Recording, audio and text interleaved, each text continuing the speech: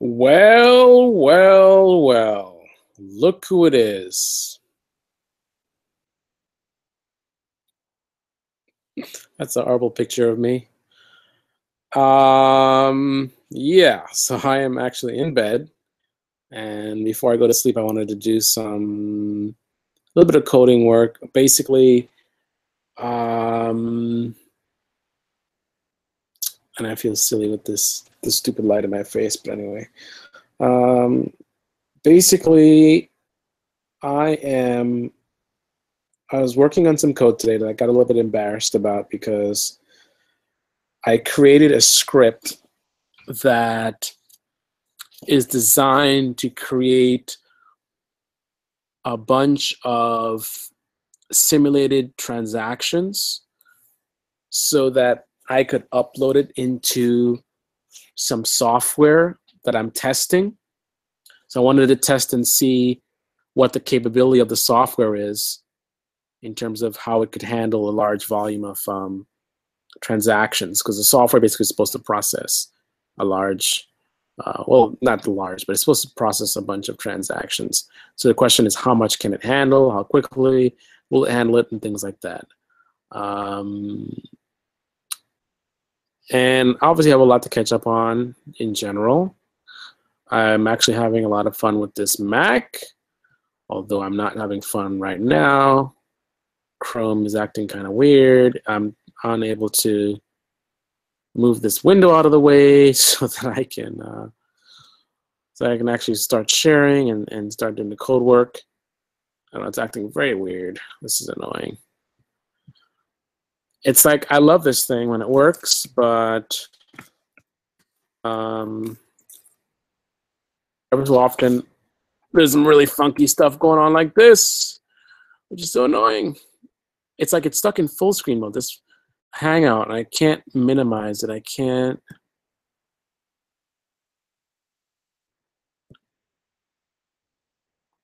do anything. I'm putting my mouse at the top of the window. There's no full screen button. It's just a full screen window. It's wonderful. It's a full screen window that I cannot manipulate. I'm not sure what to do here, guys. Reload this page. Exit full screen. So from the view menu. Wow. So for some reason, the normal Macintosh zoom button or full screen button was not visible. So the only way to affect the full screen is by going to the view menu. So whatever. Anyway, let me get a terminal going. I actually had a terminal going, but for some reason, I'm just having fun tonight with this thing. For some reason, Google Hangouts was not allowing me to share the terminal. The terminal doesn't show up as an application to share. For some reason, the terminal only shows, I'm sorry, the Google Hangouts only shows certain applications for sharing, and the one that I want to share is not one of them. All right, so what I'm going to do is I'm going to take a chance, because I have to be careful. There's sensitive stuff on this computer. I do not want to have in my video, but I am going to take a chance here, just try to be a little bit smart about what I do. Just 1 second, let me try something here. I want to make sure this is the best strategy. So if I go here, that could work. Okay, I think I got an idea. So let me just maximize this terminal. And okay, so I'm going to share the full desktop. And the next thing is I can't see the chat. The way this Google Hangouts is set out, like you have to somehow have to give you the link to this Hangout, because I can see you listening, but I can't see any chats from in the Hangouts. That's kind of stupid. So now I have to go and pull up a browser in another window just so I can see the chat. This makes no sense. Makes no sense at all. There's a link to the video. So I'm not going to be interacting with the chat too much because it's just too much. Too much. All right, so no one's really saying anything anyway, so let me just go back and I'm going to share my terminal and let's just get started. I'll show you guys what's going on. I'll give you a brief rundown on this scenario as soon as I get this thing shared. So share desktop. I'll make sure everything looks clean. Nothing you're not supposed to see, and boom. All right. So this should be good. I guess just to be safe, what I'll do is, so you guys should see my terminal and should see the code that I'm working on. I'm going to pull up the stream on my phone so that I can see what it looks like.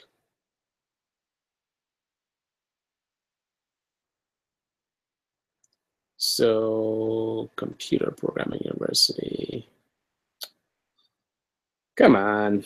All right. Computer Programming University fan page. There we have it. And it's live. Look at that. You can see my terminal. Awesome. There we have it. And it's live. All right, so here's a rundown. So basically what had happened was, and I know I should be giving you guys an update on what's been going on, but it's late. I want to just get this done and then shut down for the night. I'll do another update video some other time. I'll give you the short. Things are good. Things are great, actually. Just extremely busy.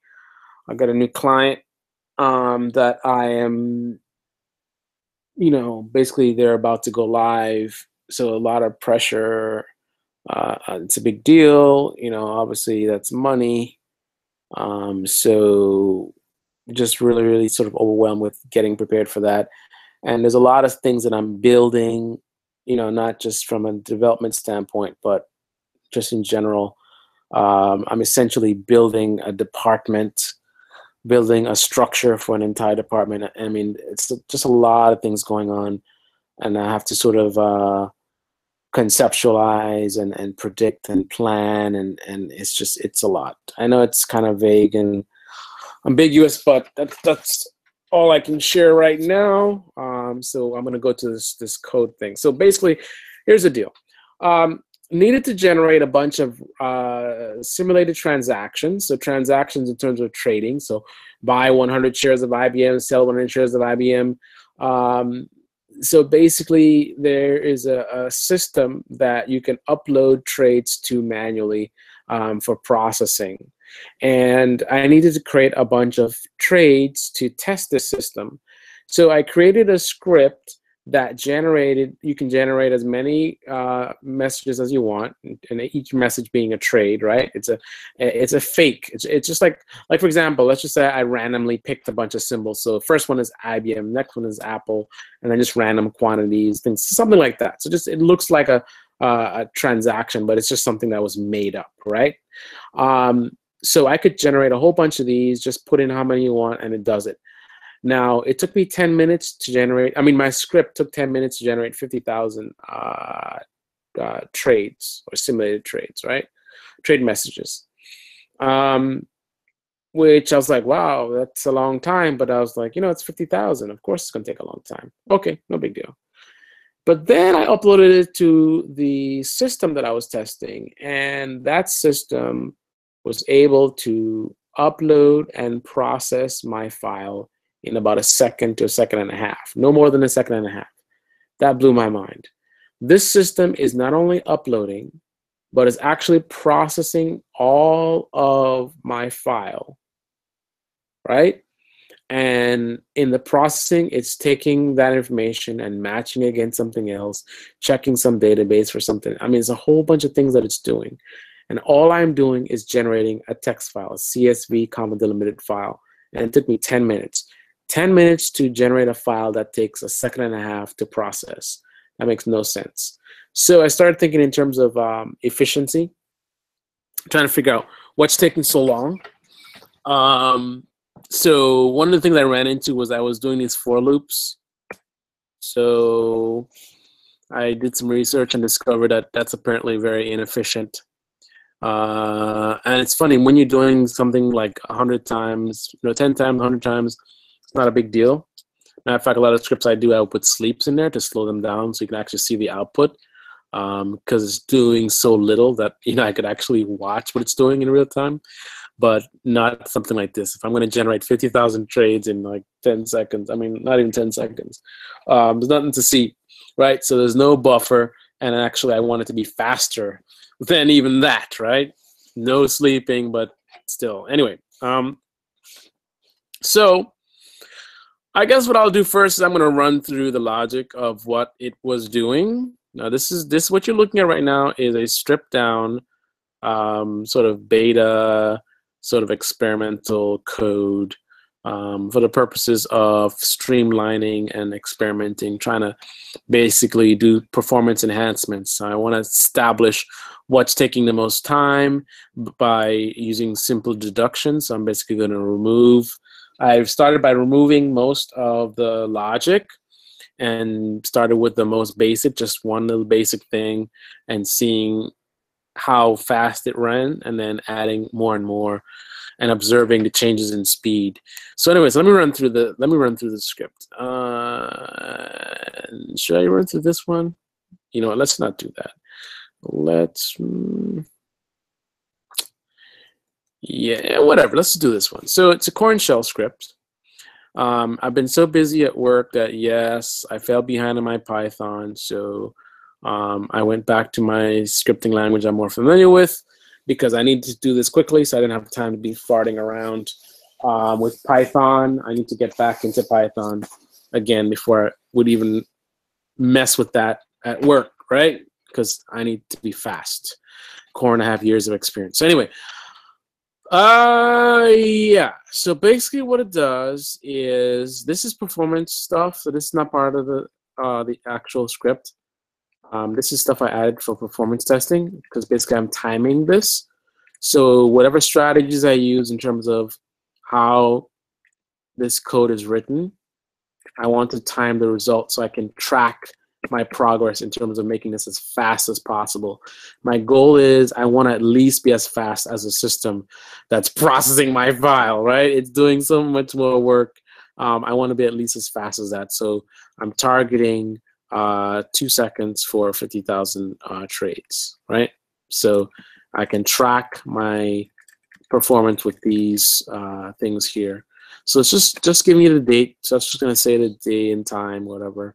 The real important things, and I'm putting it into a perf log. That's a log where I'm going to track my progress. All right.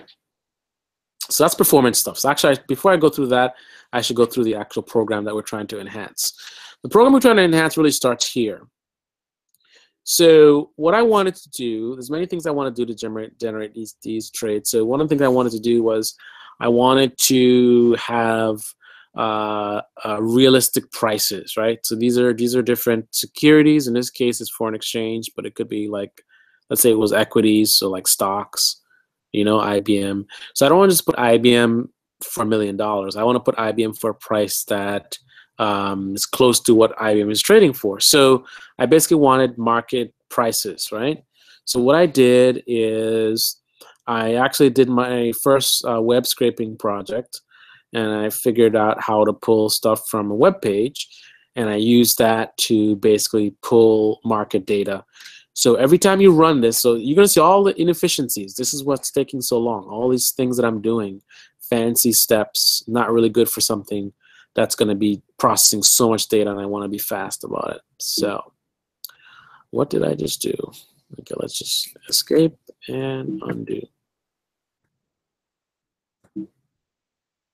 Okay, that was weird.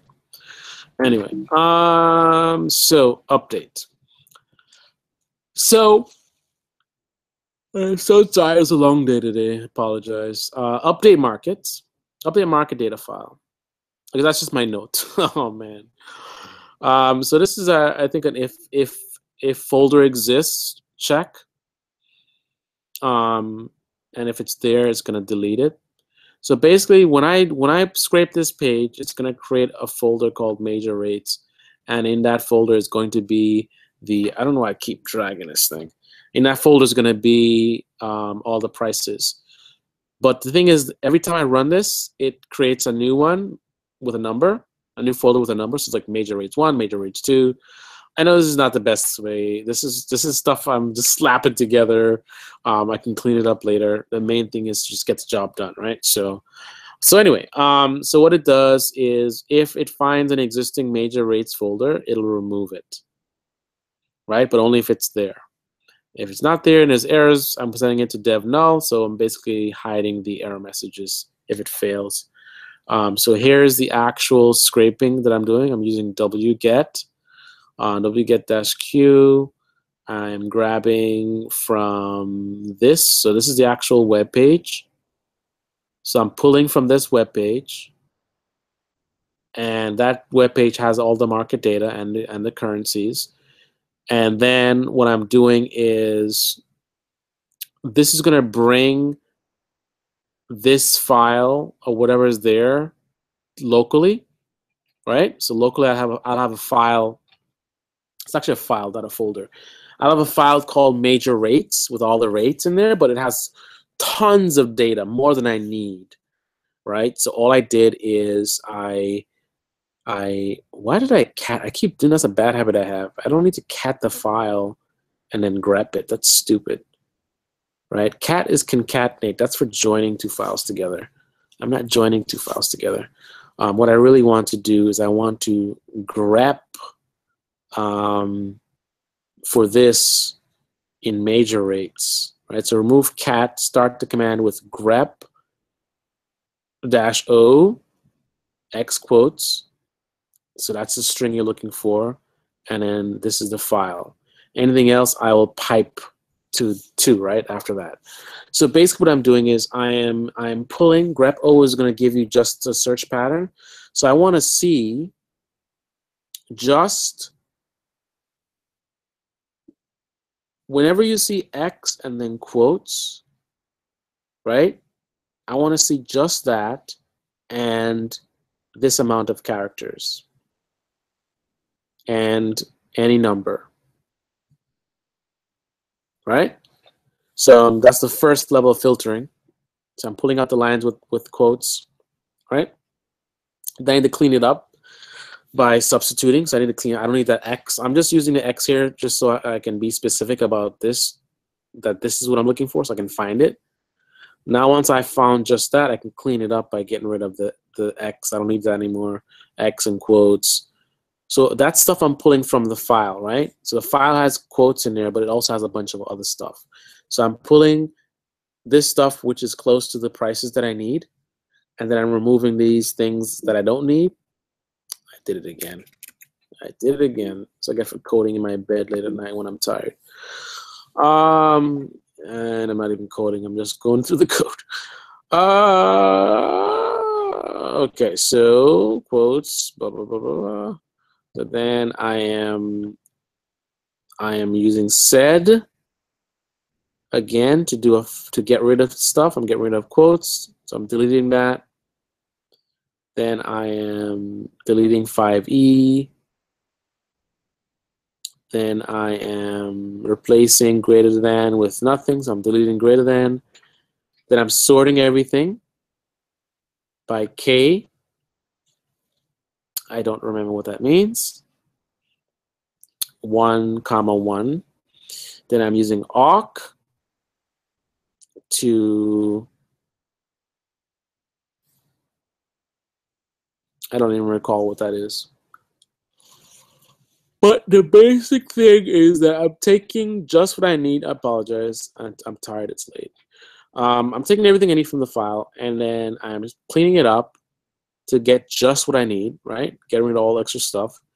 And then the result is I'm going to take that, put it into a file, forex market data.dat. So in this file will be just your currencies and your prices that I stripped from that web page. I might have a copy. I can show you guys the end result. Let's see.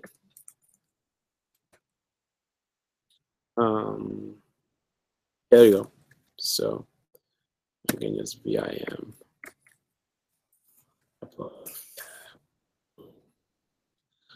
Maybe not. I do wrong. It's literally empty. Literally empty. I should be able to run it right now, and then it should generate a new one.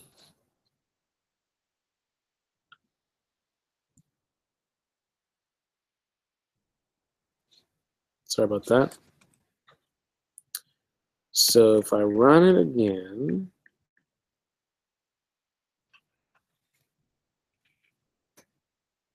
to 100 trades.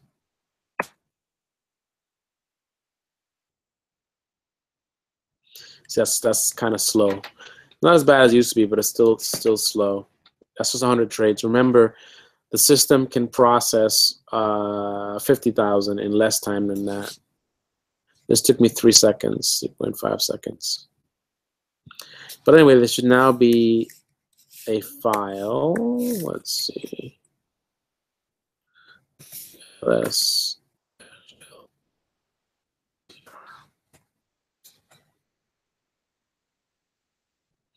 So major rates has some file size.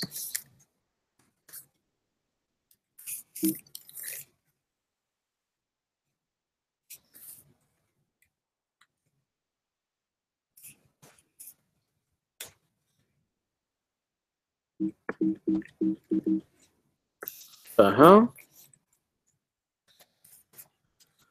I don't know what's going on, guys. Oh, I'm an idiot. I canceled that stuff out because I'm doing this performance testing, so I removed all the extra stuff that I don't need.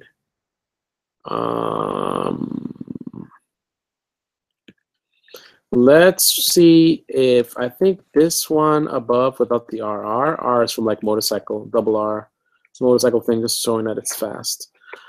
It's supposed to be fast anyway. So let me run the one without the R's. That's probably going to be the original code. So let's see.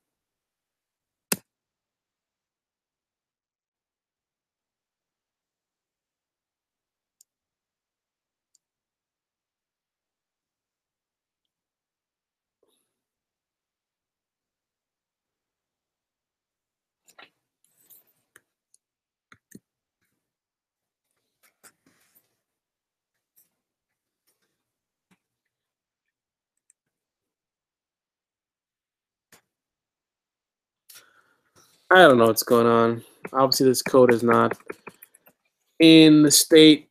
I don't know. Maybe the web page is down. I don't know. I mean, it should still have something in there. I don't know. Let's just move on. I'm not gonna waste any time on that. That's where the trades would be. So now that I have a file with all the prices and currencies that I want, so now I can refer to that as my market data source. All right. I'm removing the old major rates folder. And then I'm doing this trade report ID num equals 1. So I'm setting this variable to value of 1. One of the main things I need to do is I need to create a unique ID for every trade. So that's 10,000 unique IDs. I could simply use the numerical order, but that would only work once, right? So the first time I can say ID is 1 for the first one, ID is 2 for the second one. And that will perfectly work. I'll never have a number repeated, but that does not work for the second time. If I want to upload another file, I will not be able to reuse those numbers. So that's one of the big issues that I needed to solve. This is the first line in the file, according to the file syntax. So the column headings. And then this is the first performance hit, an until loop. So I did an until loop. Basically, I need something I'm trying to generate X amount of trade reports, right? So I need something that will tell, if I'm doing a loop is infinite, right? I need something to stop the loop. The loop is just going to keep creating trade. Now with an until loop, you can tell it to stop doing this after something occurs, which is what I'm trying to do here. So I'm saying until trade report ID is greater than JT, right? Greater than $1. So this script takes an argument. The first argument is used here. So whenever you type the script name, you're going to do space and then type a number, right? That number will be assigned to this position 1, this positional parameter 1, so $1.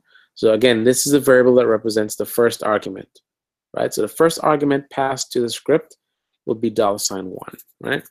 So if whatever number you typed in after you typed in the script is greater than 1, then that's when it's going to stop. Until it's not, it'll keep doing it, right? While it's not, it'll continue doing it. So what it's supposed to do is, I got a for loop. So I need to also rotate through a bunch of currencies, so euros, pounds, and all this kind of stuff, Swiss francs. So I need to be like, first order is euro, second order is euro, third order is pounds, whatever. Right, so I'm using a for loop to do that. So I set up an array with, what the values are. We're going to be shifting through every time, but that takes time. Then I did a if-then logic. So it's just, what is this doing? If base greater than GBP. I don't know what that is. Actually, I'm just falling asleep is what it is. I'm just falling asleep. I can probably figure this out. It's my code, but my brain just like shut down. I just literally looked at it. I'm just like, what is this? If base what? Oh man. Yeah, I'm gonna have to end this stream pretty soon. This is I think I'm getting to my limits here. I don't know. I see when I start explaining stuff, that's not something that I can do at this state. What I should have done is just, I've been doing videos in so long, so I didn't want to just go start doing a video, but the explanation is taking too long. I should have just got into it and started doing some testing. We can continue another time, but this was not necessary. I don't know, maybe you guys, you'll appreciate this because of maybe you picked up some techniques or some things like that. But yeah, I'm gonna shut things down because this is so much more code to go through. I'm not gonna make it. My brain is shutting down. So I'm gonna leave you guys with some thoughts. So hopefully I don't fall asleep while I'm doing this, but it is super, super late. So I see two people, see somebody.